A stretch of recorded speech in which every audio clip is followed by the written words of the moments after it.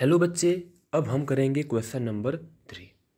Question number 3 में क्या लिखा हुआ है बच्चे कि the base of N isosceles triangle is 4/3 centimetre. पहली बात, आइसोसेल्स ट्राइंगल होता क्या है ये आपको पता होगा, यानी ऐसा ट्राइंगल जिसमें कोई भी दो साइड इक्वल हो और उसकी तीसरी साइड उससे डिफरेंट हो। जैसे मैं आपको एग्जांपल से समझा रहा हूँ। ये मान लो बच्चे कि ये साइज है 5 सेंटीमीटर और इसकी साइज है 5 सेंटीमीटर और नीचे वाले साइड की जो साइज है वो मान लिया हमने 2 सेंटीमीटर। तो यहाँ पे आप क्या देख रहे हो, आप देख रहे हो दो साइड क्या है, इक्वल है और तीसरी साइड क्या है, डिफरेंट है। तो बच्चे इस प्रकार के ट्राइंगल को हम बोलते हैं आइसोसेल्स ट्राइंगल।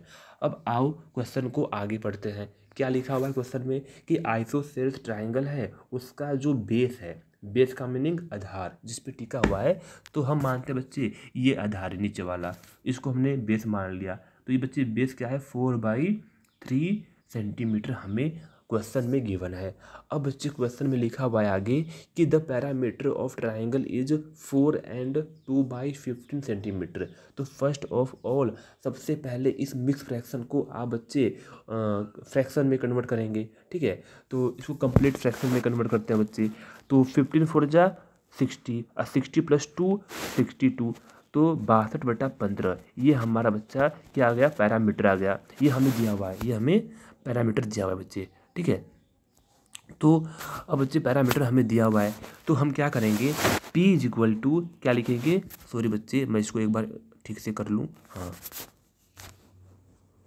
हमें P बच्चे पैरामीटर दिया हुआ है, कितना दिया हुआ है, दिया हुआ है 62/15 सेंटीमीटर। ये हमने कन्वर्ट किया हुआ है मिक्स फ्रैक्शन को।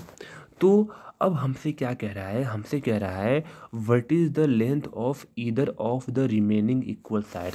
ये हमें पता है ये क्या है, इक्वल साइड से, यानी जो साइड एक की आएगी वही दूसरी भी आएगी। तो हमें इसकी बच्चे वैल्यू निकालनी है, हमें इस साइड का साइज बताना है कि कितने सेंटीमीटर की ये साइड होंगे।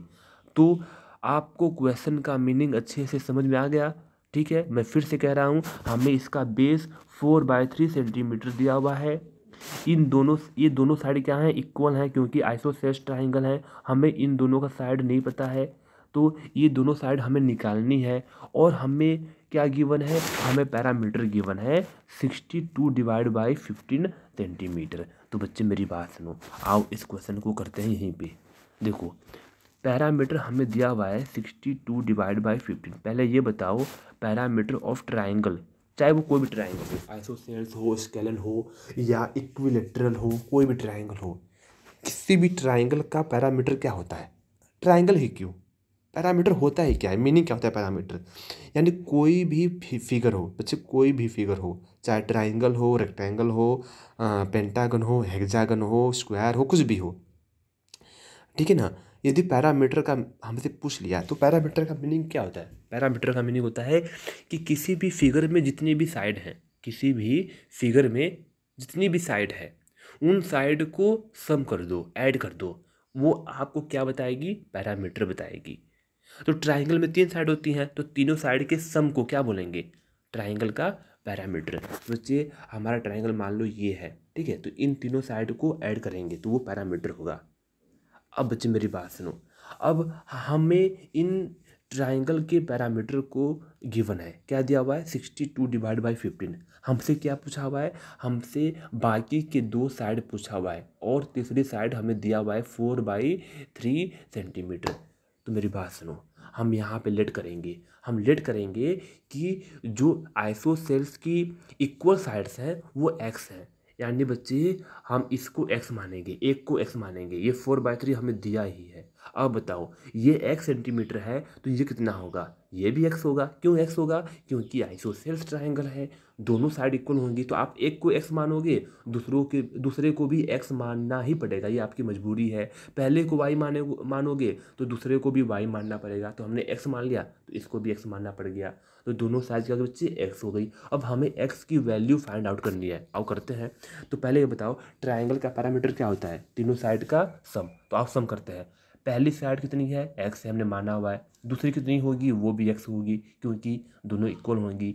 तीसरी कितनी है बच्चे, हमें दिया हुआ है 4/3 और इज इक्वल टू पैरामीटर कितना है बच्चे 62 डिवाइड बाई 15। अब इसके बाद सिंपल कैलकुलेशन है, इसको ऐड करोगे क्या आएगा 2x, तो 2x plus 4/3 is equal to 62 divide by में 15। अब 4/3 को ले जाओ राइट हैंड साइड, प्लस में है उस साइड जाकर माइनस में हो जाएगा।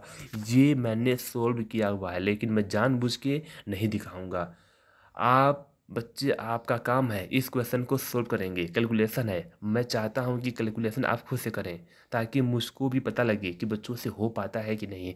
आप x की वैल्यू फाइंड आउट करके दिखाएंगे मुझको, ठीक है, ये आपका होमवर्क है। x की वैल्यू फाइंड आउट करेंगे, उसके आगे का प्रोसेस भी आप करेंगे कि x की वैल्यू कितनी आ गई, जो भी आएगी तो आप लिखेंगे therefore either of remaining equal sides of isosceles triangle are या इज, जो भी एक्स की वैल्यू आएगी वो आप आंसर में लिख देना सेंटीमीटर लगा के यूनिट के साथ, और मुझको चेक करवाओगे इस क्वेश्चन को, ये आपका काम है, ठीक है। मैं हालांकि मैंने सॉल्व किया हुआ है, मैं आपको चाहता तो मैं आपको उस पेज पे ले जाके दिखाता कि ये हमारा आंसर आया हुआ है, लेकिन आप ये काम खुद से करेंगे। मैं इसी वीडियो को यहीं पे रोक रहा हूँ और अगले में क्वेश्चन नंबर 4 करेंगे, ठीक है बच्चे। तो प्लीज़ मुझको ये आप पूरा क्वेश्चन को अच्छे से अटेम्प्ट करके अपने कॉपी में, चाहे वो रफ कॉपी हो चाहे फेयर कॉपी हो, मुझको एक बार चेक करवाओगे।